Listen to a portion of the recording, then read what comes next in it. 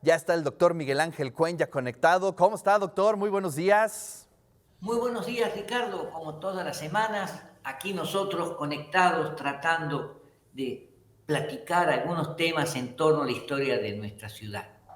Y quería, como siempre, mandarles un fuerte abrazo y un gran saludo y reconocimiento a todo el equipo que hace posible, de eso se trata, así como a la gente, digamos, a todos aquellos amigos que nos siguen y nos ven también por Facebook, por YouTube, perdón.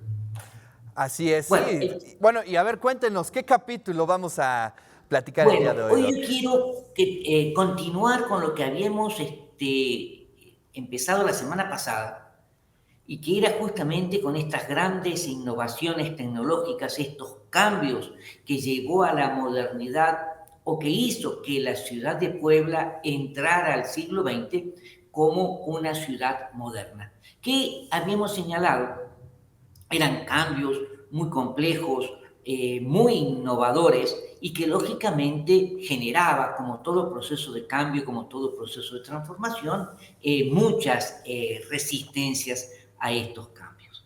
Pero claro, para nosotros a lo mejor nos resulta complejo, señalábamos también, difícil poder comprender esta situación porque estamos demasiado acostumbrados a todas estas transformaciones tecnológicas que se dan hoy, en estos momentos, en la actualidad, y que lógicamente van a un ritmo mucho más acelerado de lo que nosotros muchas veces podemos adoptar e incorporar, salvo los jóvenes que están siempre al día en todas estas novedades. Pero a finales del siglo XIX, que es cuando la ciudad también se transforma, se empiezan a terminar con, digamos, los grandes problemas y destrucciones que ocasionaron las guerras civiles y fundamentalmente la batalla de 1867 del 2 de abril, y que recién a comienzos de 1880 comenzaron a reconstruirse una buena parte de la ciudad, especialmente la parte poniente. Y habíamos señalado que uno de los factores, uno de los elementos que nos ayudaban a nosotros a comprender los cambios y la transformación estaba en el proceso de electrificación de la ciudad. Claro, esto no es un tema que surge exclusivamente en 1880 o en 1890, sino que ya a mediados de siglo, en la década de 1850, podríamos señalar que hasta mediados del siglo muy pocas calles de la ciudad estaban iluminadas y aquellas pocas que rodeaban al zócalo de la ciudad estaban iluminadas con faroles, digamos, que usaban como combustorio o como para poder funcionar, trementina. Claro, pero desde finales de la década de 1870 comenzó, digamos, toda la problemática, comenzó a manifestarse un fuerte interés por parte de las autoridades para hacer llegar la modernidad, podríamos decir así, a las calles de la ciudad. Es decir, la idea era que la ciudad también se iluminara de noche y ese es un elemento muy importante. Pero, como siempre sucede, digamos, no solamente en Puebla, sino en casi todos los centros urbanos, inclusive la capital del país, la falta de recursos públicos, por un lado, y en este momento, en 1870-80, la ausencia de empresas responsables que pudieran llevar adelante el proyecto de la electrificación, impidieron, digamos, la modernización del sistema de iluminación pública. Y se tuvo que esperar hasta 1880 para dar inicio, digamos, a la introducción de la electrificación en la ciudad. Para poderlo lograr, en 1878, el ayuntamiento lanza una convocatoria para reemplazar la trementina por la utilización de otro combustible o de electricidad para las calles de Puebla. Es decir, es más, se llegó a plantear la posibilidad de sustituir la trementina por el gas de hidrógeno, pero las propuestas que se presentaron no tuvieron la aceptación de las autoridades y ellos, por lo tanto, requerían solucionar el problema. Es muy interesante, si uno busca, digamos, los periódicos de la época, todos hacen referencia a esta necesidad, a esta problemática.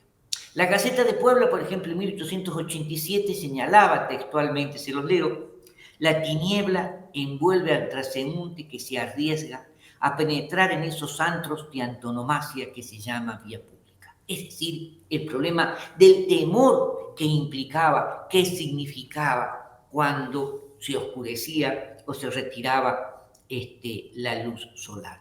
Y por lo tanto, muchas autoridades, así como la prensa, solicitaba la iluminación, iluminar la ciudad utilizando la gran revolución eléctrica que había tenido un gran éxito tanto en Europa como en los Estados Unidos. Y pensaban que esa era la mejor manera de insertar a la ciudad dentro de la vorágine de la modernidad. Esto llevó a que el 30 de marzo de 1887 el ayuntamiento firmara un contrato con don Manuel Cuevas y Rubio, quien se comprometía a organizar una compañía destinada a ofrecer alumbrado público. Y de esta manera surge la Compañía Anónima de Alumbrado Eléctrico de Puebla, que va a ofrecer sus servicios casi durante 20 años, por 2 décadas, hasta 1913. Pero el sistema de ofrecer iluminación en Puebla era muy caro, muy caro. La empresa ofrecía poner 100 farolas, 100 focos de 12 bujías, es decir, no iluminaban casi absolutamente nada, y que el ayuntamiento debía pagar por esas 100 focos 25,000 pesos anuales, y si se ponían 200 focos, la cuenta subía a 35,000, lo cual superaba totalmente la capacidad de financiamiento que tenía la ciudad. No obstante, se va a autorizar a poner 100 focos de 12 bujías en el Zócalo y en algunas de las principales calles, especialmente las mercantiles, es decir, la calle de Mercaderes, lo que hoy sería la 2 Norte. Hay un elemento también muy importante. La producción de energía eléctrica en Puebla se va a diferenciar del resto del país, ya que en 1880 se va a establecer una planta de fuerza hidráulica sobre el río Atoyac para la producción de energía eléctrica. Y, por lo tanto, esta sería la primer planta hidroeléctrica al servicio público de México, que estaba ubicada aquí en la ciudad de Puebla y que servía para ofrecer los servicios, poder mantener esta iluminación. Claro, uno se encuentra tentado cuando lee esta información de que la noche poblana había cambiado, que la noche poblana se había iluminado y que hasta esos momentos, se superaban los llamados tiempos muertos. Pero en realidad hay que decir que esto no es así. Estas 12 bujías que tenía cada uno de los focos apenas destellaban una luz muy tenue que iluminaba solamente unos pocos metros alrededor de estas farolas donde estaban estos focos. Por lo tanto, la oscuridad continuaba y por otro lado, la mayor parte del centro de la ciudad, por no hablar de los barrios de la periferia, seguían a oscuras. De cualquier manera, el establecimiento de estos primeros focos estableció un corte entre un antes y un después. Es decir, generó verdaderamente un importante impacto.